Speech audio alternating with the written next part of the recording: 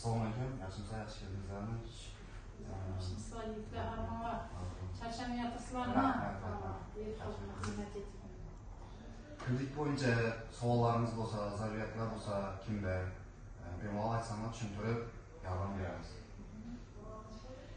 Menda bor edi savol. Marhamat.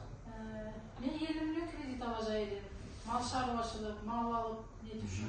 Chetsam bo'ladi, kimga murojaat etaman? Qanday yordam etasizlar? Tozabog' o'qiydanman. Tozabog' o'qiydanman. Bizda mahalla kreditlarimiz bor. 50 million so'm, 100 million so'mgacha beramiz.